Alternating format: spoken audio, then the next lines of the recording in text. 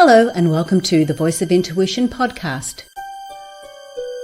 My name is Susan Jane and I believe that trusting your intuition is the best way to live your life with meaning and purpose. Each week you will hear about how you can connect, develop and trust your intuition through the wonderful array of guests we have on the show and my own personal experiences. Join me to understand how your intuition can guide you towards a life full of meaning and loving purpose.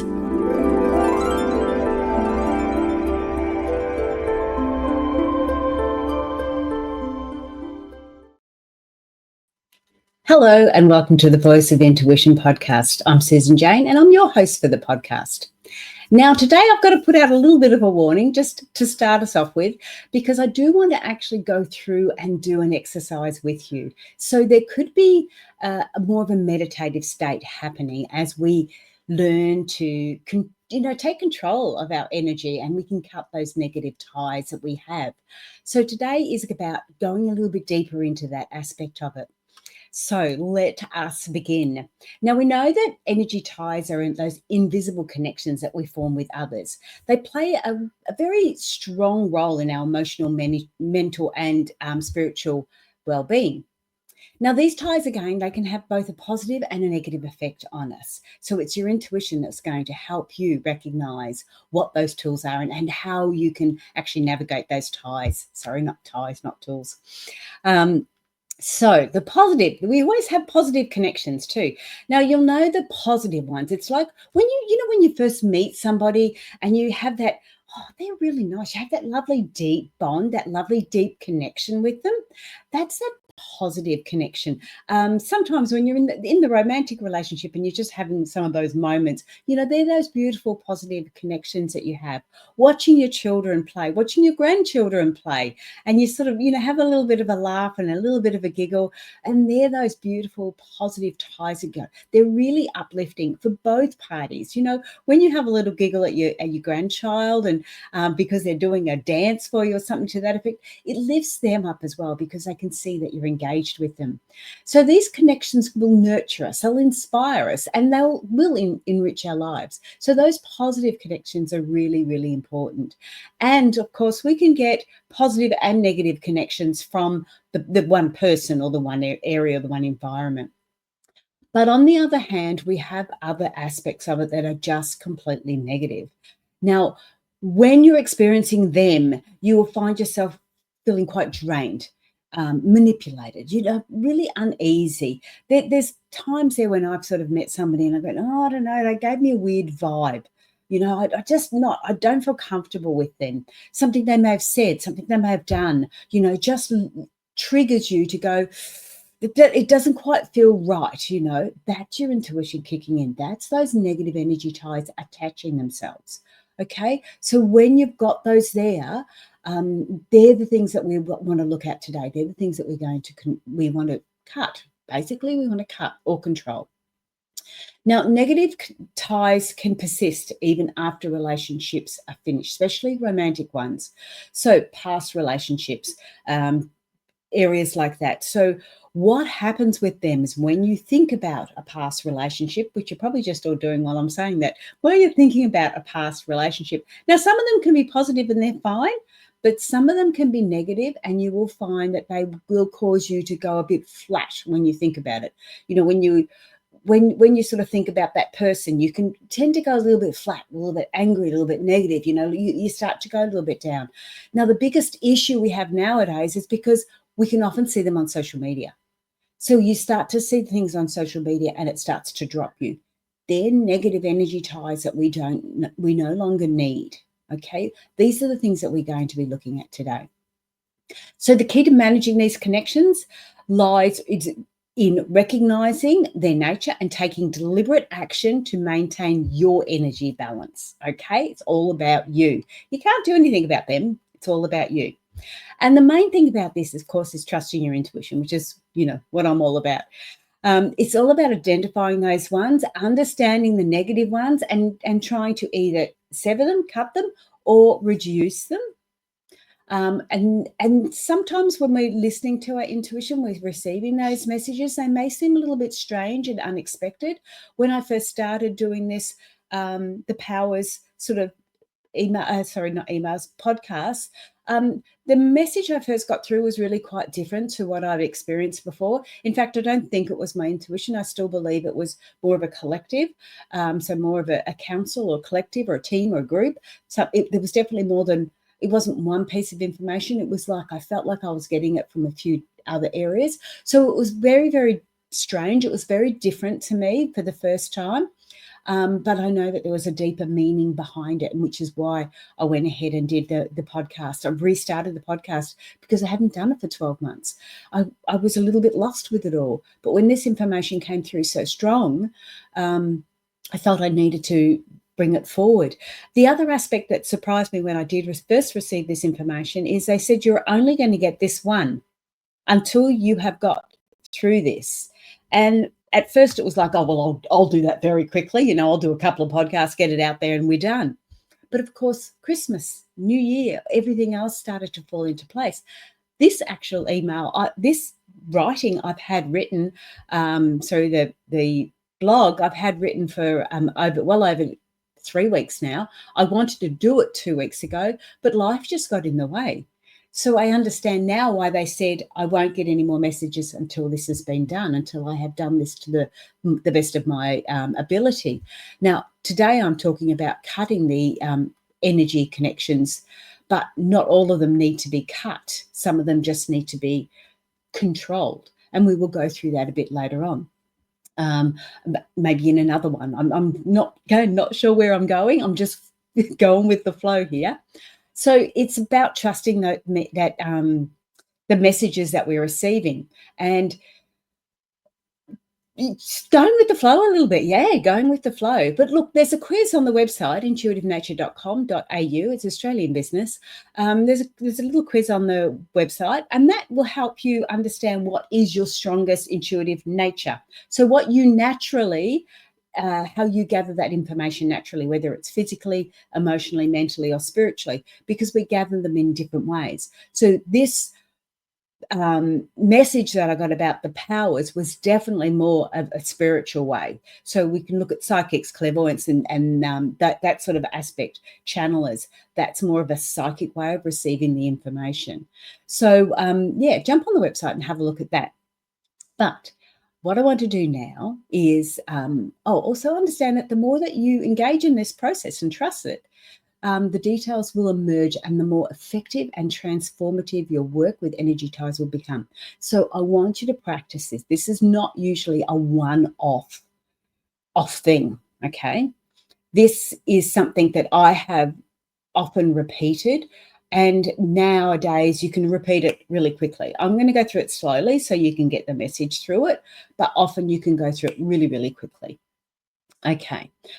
So we're going to be cutting the energy connections that drain you. Okay, so the first thing we need to look at is identifying which ones are draining you and which ones aren't draining you. Now, sometimes that is not always easy to determine, but because I've just been talking about past relationships, maybe you've got something there that we could look at. You know, there may be a past relationship there that you sort of go, you know, they upset me still when I see them on social media. If they're still upsetting you, there's still a connection. If you still have feelings for them, that's the connection there. And there's areas there that you can address and you can sever. I did a reading recently for a lady, and I said to her, "You've got very strong ties with this person. They are really not interested in you. You need to sever those ties." Because all that's doing is drowning you and putting your focus in the wrong space. She did not like that. I had to sort of back off a little bit. And she sort of said, I've tried everything and I've done everything and they're meant to be my connection. And that's when I sort of go, well, you know, there's something there that is not right.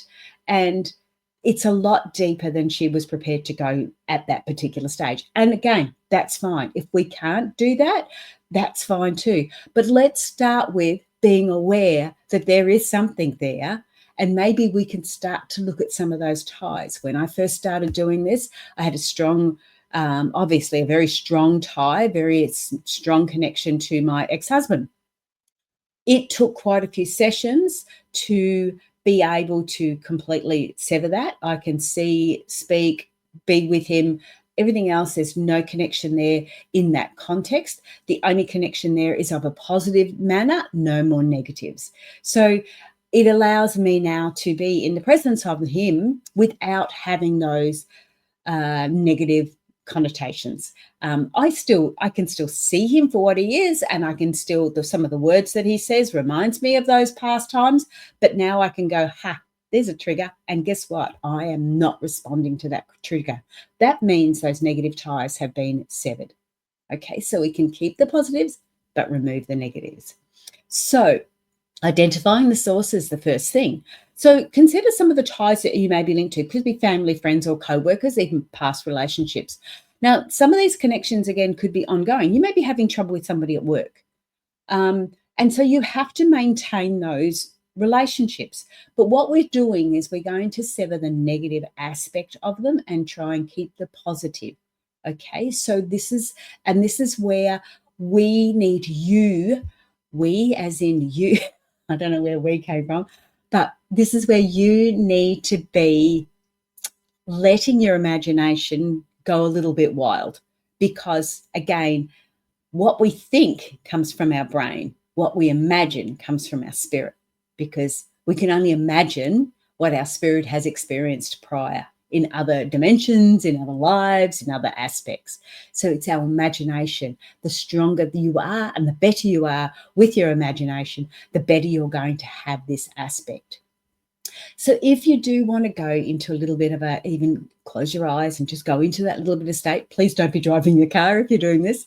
I want you to start to think about just one that we can look at the moment, one that's really been bugging you at the moment. There's some connections there that are not working well. They may be irking you. They may be irritating you, because what I want to do is we want to remove the negative part of it, not the connection completely. We want to remove the negative component of it. Okay, we've identified somebody there. So you've got something in mind there. The next thing I want you to do now is this is where we just want to kind of calm a little bit down, and we're just going to sit, maybe close your eyes, like you said, just relax a little bit. And I want you to mentally scan your body. And I wanted you to try and get an understanding of what this particular connection, we're going to have lots of them, they're all over our body. But I want this particular connection that we've talked about, that we've just identified, I want you to determine where that is coming from. Now, scan your body, or not coming from, or coming to, I should say. Where is that connected to you? How is that connected to you? Okay, just focus on that one tie at a time, just this one. And I want you to really focus on what it looks like, where it's connected, how it's connected, what it looks like. Now, I'm asking you to do this because different connections will require a different cutting tool or a different way of cutting that connection. Because again, how it looks to you will look different to everyone else. For me, it felt like almost like an octopus leg or arm or tentacle. It almost looked like that from my ex-husband, and it was coming in right at the base of my spine. And it was drawing my energy. The negative part of it was drawing my energy out. Other ones I've seen are almost like light. Other ones are more like hollow tubes, like a garden hose. So there's no right or wrong here. The main thing is, if you're using your intuition, if you're using your imagination for this, then you are allowing yourself to sever the tie in your way, not in anybody else's way. This is all about you. So just determine where it is coming into your body, what it actually looks like, how big it is. What is it? What do you see it made of? Because all these things are really important. And if you want to, you can jot that down. But for the time being, let's just keep on going. And I want to focus on that one. Now, what is it doing to you? Is it thick? Is it smooth? Is it rough? What is it doing? Is it moving? Is it changing areas? Is it really strongly connected? Is it almost growing on you?